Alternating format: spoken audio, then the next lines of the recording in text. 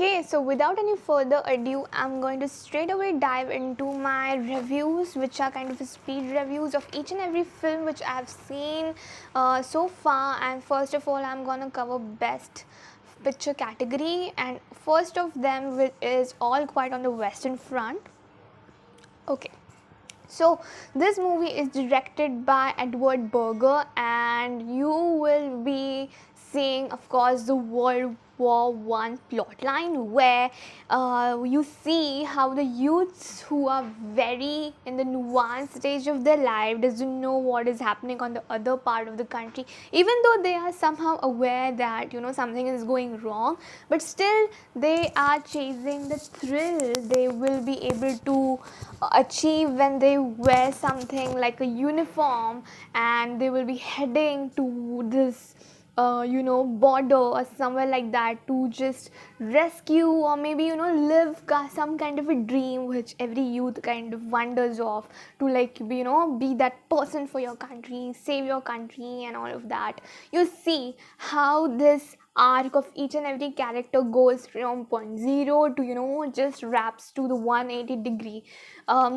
Director Edward Berger's background and all the camera techniques have been fleshed out into this movie, making it very eloquent to the subject matter. They know what they're doing. We see they're talking in Dutch language. We see how the uniforms are being distributed and how the name tags of the soldiers who have passed away are still there. And this soldier, the young soldier, asks this officer of whose tag is this. It's not me.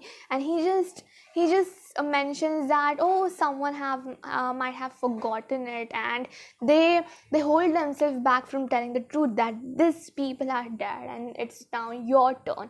You also see some youth who have not masked because of the gas which were spilled during those times, to which were very deadly. You see the piles piling up with the dead bodies in some rooms, and people not knowing where those folks are and where those people were. So everything was so uncertain, of course. You also get to see these authority people talking about what they want. They were so stubborn to just create their own legacy with all those dead bodies piling, and those were not even soldiers. They were not trained to be a soldier, nothing of that sort, but just to get those inches of this territory and all of that. Half of the inch of each and every uh, you know territory. Many soldiers died, many young people died, and each one had their parents, their lovers, and um, partners, spouses behind them, and they were left famished. They were not given that respect. Everything was so uncertain. It was like this fairy tale kind of a situation which turned out to be a nightmare for them even before they realized it. And how this group of friends turned out to be there for each and everyone at some point of time, but when this uncertainty was thrown at them, they were left with despair. They didn't want to show up at the warfield. It was not their decision. They were made to do that, and that was so heartbreaking to watch. uh, so there are so many things. I would invite you to read it on the newsletter, where I've kept it short and precise, and somehow that might make sense to you. I don't know, but maybe watch that as well. But I would say that this movie is great. Okay, this movie is great. The acting is great. The contributes to this film is its cinematography for sure. The key takeaways from this movie and the mood and the rising action is all about war. It's all about a youth uh, who is going to university, and now he finds himself into this menacing place of, and he doesn't know how to escape it. It's very sad. um Literally a wonderful movie for sure. But while watching it, it just makes us pause for a while, take the stock of the thing, because if you have a fragile heart like me, for example, you will just take a while to let it sink in. It will just happen like that. Yeah. Yes. So there's that of All Quiet on the Western Front, and about Avatar, The Way of Water, which is the second nominated film, the second nominee of the Best Picture Oscar. It's an ethereal experience. James Cameron has done wonders. This is the second part. This is a sequel to Avatar, which came late back in 2009. Oh my god, it's beautiful film. The whole experience of going to a theater and getting into this world of Pandora and meeting all these characters and seeing them evolved, and framing our perspective, and them talking about ecosystem, flora and fauna under the ocean, and how ocean is so wholesome, for someone who likes ocean and sea and water so much, although I don't know how to swim. This movie was pleasant to watch. It was so ethereal that um, it was a really cherishing experience.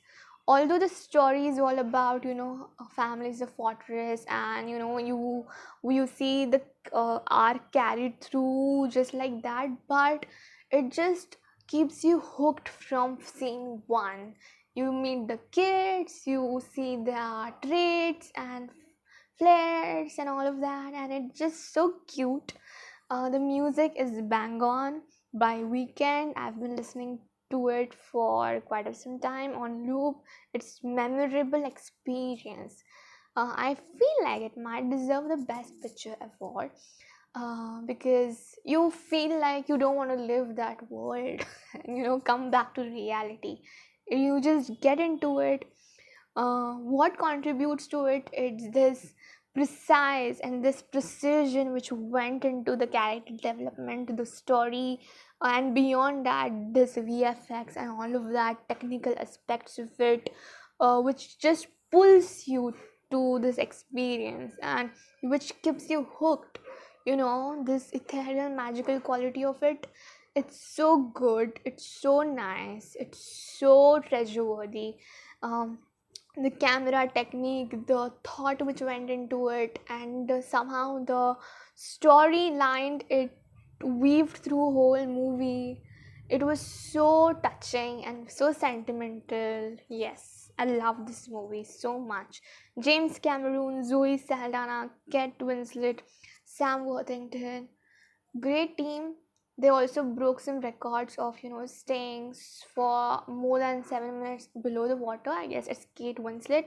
I heard her one interview where she talks about having this temperament aspect to the work she was doing on this film, and it was so insightful to hear from her. Like temperament is so important.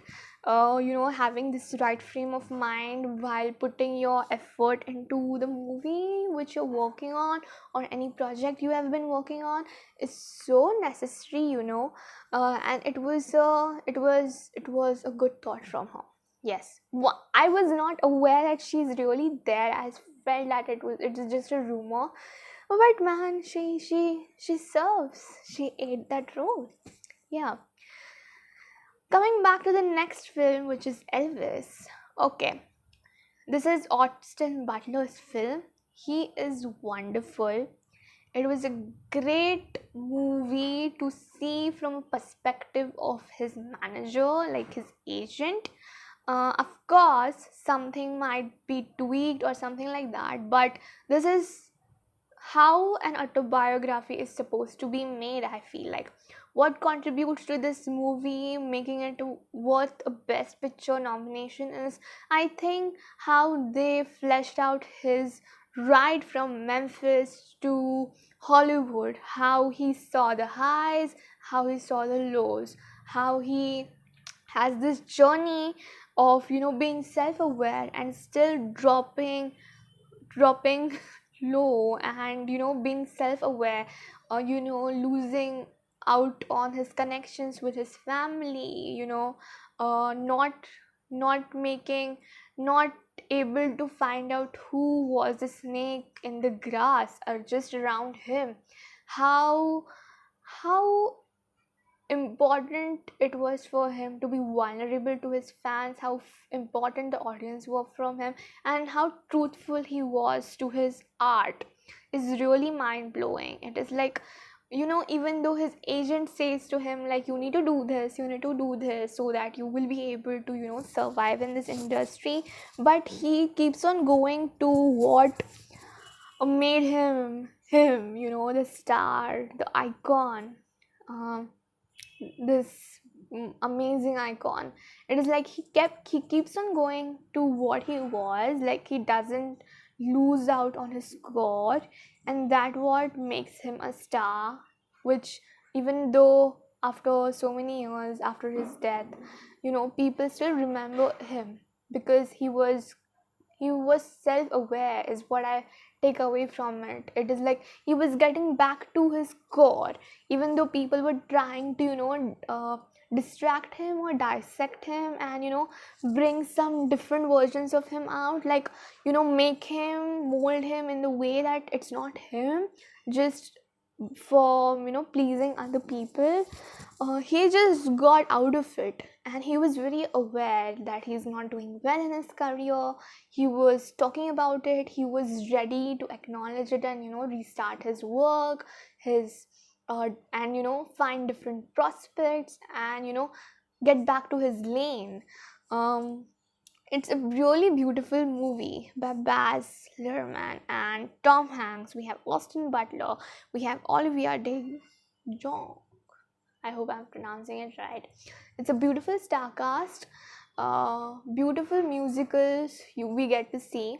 And to read more about what I have to say about the same, make sure you read the newsletter. Link in the bio. I mean, description box. Okay. Well, the next movie I'm going to talk about is starring Michelle Yeoh, and everybody is screaming about it. The actress won the Golden Globes for the same. None other than Everything Everywhere All at Once. I remember last year during rainy season I saw this movie and I was left so flabbergasted by it. Oh my god, it was a wonderful experience to see. It deals on topic of this South Asian people migrating over there, trying to create their own nook over there, make living over there, find solutions to different problems. We see Michelle Yeoh being this promising and encouraging mother who is very structured and very Saturnian figure, who is very accountable to the needs and wants of the family, who is doing taxes, paying bills, and doing all of that. We also see this poetic and this storytelling effect this Daniels have with this movie. In the direction it seeps through, it takes us all on this different journey and makes us able to make sense of some situations we face in day-to-day life somehow, or see other facing it. This movie talks about nihilism as well. It talks about different kind of issues, but it just seeps into our mind in such a illustrious format, that you will have these moments to laugh as well, to get to know how this interpretation has been made and how it has been served to you is a really great experience to see. It taps on different topic for sure. I really love this film. I feel that Michelle Yeoh could win it. this was an amazing ride to experience for sure. Many say there is this hype in 2022 that Everything Everywhere All at Once is a great movie, and it definitely is. It definitely checks all the boxes. It is slow, but it just keeps you hooked and you keep going on the ride. And when the last scene comes up, and whenever these middle scenes are there, everything just makes sense. You But I'm sure that whenever you will see this film, if you haven't yet watched it, and once you're out of this watching experience, um you will for sure get this different perspective of looking to the things in your day-to-day lives, or see other people go through it, or maybe just make sense of some complex situation in a different way, if that makes sense. So yeah, that is my take on it. The next movie I'm going to talk about is The Banshees of Inisherin. Okay, so when I started to watch this movie, it was like, oh my god, it's such a boring experience. It's like, okay, what the hell is exactly going on? I just want to have this uh, of quick pace. I'm kind of used to the same. Like, I want this quick pace. Just tell me the plot, what the hell is happening, just give me this this rhythm or this pace of moving forward through this movie. But okay, pause here. It is a great experience. It is about how these two friends who used to talk every day on different topics have departed because now they don't make sense, and now they have departed just because of something. In our day-to-day life, since a childhood, we have lost so many friends because due to things just moved us all apart, and now maybe it is your own decision of not keeping in touch, and it hurts for some people.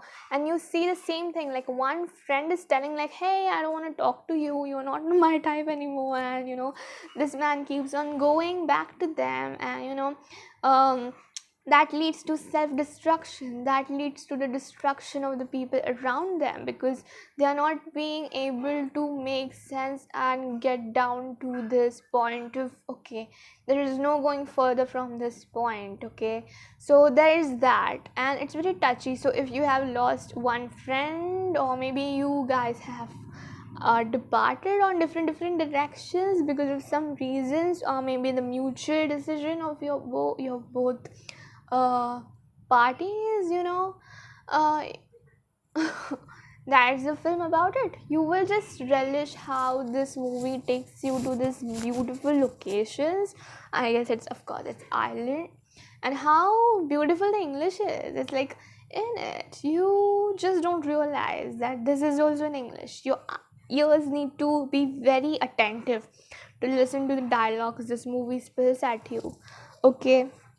Okay, so what are the star cast of this Banshees of Inisherin? And it's none other than Martin McDonough, who is the director, Colin Farrell, Brandon Gleeson, and Carrie Condon. Okay, all these amazing people get you started. It is just comic timing and all of that, but it just contributes. What contributes to this film is the authenticity of the characters. This cast plays, how it all makes you believe in all of that.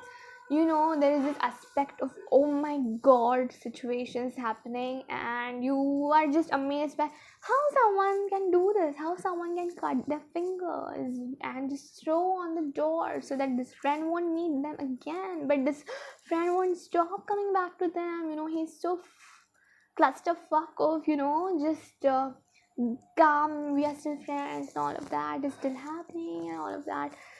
That is so destructive for everyone.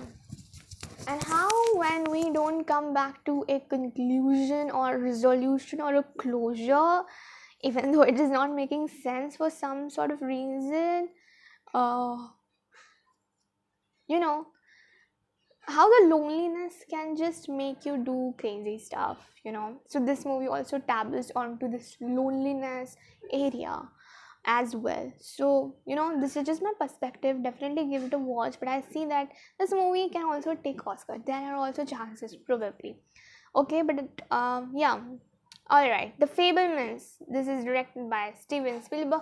Oh my god, watching this movie was like a warm, fuzzy, blankety feeling, I would say. It was a wonderful experience to watch it. It is about a young boy whose parents take him out for a movie, and he's so obsessed with how the train are crashed on on this railway road and all of that, and he just comes back. He's been gifted with this toys of rails, and he tries to crash them again so that he can replicate whatever he saw on the screen. His mother understands his way of thinking. She gifts him this camera, they record it, and he keeps on uh, watching it all over again on the loop, because he just wants to see how it has been filmed. And that's how he falls in love with camera. That's how he falls in love with this art of making magical pieces and masterpieces. And over the years, he just hangs around with the camera editor, making summer movies, making recording footage of his family get together, vacations, the beach parties, all of that. And that's how we get to know he is trying to wade through some painful, traumatic events which are happening in his life, and filming and this work of art is healing for him in some sort of way. And that is what I make through this movie. It is all about horizon. In the last scene, he talks about horizon. It is like, when the horizon is in the middle, it's boring. When it's up, it's amazing. When it's down, it's amazing. Just a perspective to look at this frame. Beautiful movie. I will definitely recommend you to watch it. It's a really beautiful movie. We have Michelle Williams in it, Gabriel Labelle, and Paul Dano. It's beautiful. It's very warm, fuzzy, cozy feeling. Of course, it talks about how the little guys, how the young filmmaker's mother cheats or maybe has an affair, and all of that, how it percolates and all of that affects him. He finds his way through camera, films, art. Art is very healing, and art finds its way to use the pain as a catalyst to forge forward. Beautiful film. I loved it. What contributes to this film is the nuances. It's so real, it's so catchy, it's so a beautiful experience to watch a kid grow up and make films. It's so beautiful. People around him still consider that this is a very unconventional career, and still he makes his mark. How his father believe in him. It's so beautiful. You need to watch it. Then I'm gonna get back to Top Gun Maverick. Okay, beautiful movie. There's nothing much to say. Of course, it's wonderful. We see Tom Cruise in this movie after a while. Of course, it's like, I guess it's been more than a decade. It's directed by Joseph Kosinski. We have Jennifer Connelly and Miles as well, Miles Teller. Watching this film at theaters and watching the air stunts, if I might say so, was amazing feeling. I love that. I love how he makes his mark, and how his and Miles' character just forms a bond which is very unique. It's a beautiful movie for sure. I'll definitely recommend it. I have doubts whether it will win a Best Picture award or so, but let's see what happens. The next movie I'm going to talk about is Triangle of Sadness. It's directed by Ruben Östlund, and the actress is Charles B. Dean, Harry Dickinson, and Woody Harrelson. Okay, so this is the blend of the elite folks getting on a yacht. Folks, by mean we start with these two influences getting on the yacht, and there we meet the blend, the herd of elite people, and this all will remind you of White Lotus and all of that. the menu on Hotstar. It's just like the blend of it all. You see people throwing up, you see people having this egoistic walls in front of them, like they will do only this, they will only do that, and how this money richness can blind you towards getting simple joys in life. For everyone, it happens to everyone. We just forget to get, or even just to be on the receiving end of finding simple joys in life. It happens, but this is through the lens of influencers, and all of that. How the relationships also gets triggered. You see one character's getting triggered at one point of time, and one being fluffed in that ego, and now in the last chapter of the movie you feel like the other character, the tables have turned, and the other character is feeling very triggered and very insecure. So you just see that how everyone is masking everything, and how behind the mask there is this trance of sadness happening. Beautiful movie for sure. I loved watching it. This is the Palme d'Or winner at Cannes. It's a really beautiful movie, and may the soul rest in peace of Charlie Dean. She passed away last year. She was wonderful in this film as well. So yeah. The next movie I'm going to talk about is Star. Okay, Kate Blanchett. Oh my god, I just felt like most of the people, this character is real, and I need to get back to Google and search who this woman is all about, what she is all about. Beautiful and very catchy, and it just makes you feel that this is not a biopic. This fictional character we are seeing on the screen. That's how Kate Blanchett makes this portrayal of a character seem real to all of us. It's a beautiful movie. It's about a conductor at this orchestra, and she plays, and she's very well versed with different instruments, and she knows the musical theory, all of that, whatever is necessary, and how her thoughts are there. There is one scene where Kate Blanchett keeps on seeing, because her neighbors tell us that she's making more noise or something like that. That is a really funny scene. It's epic. I feel like Kate Blanchett has a chance of winning Best Actress for it.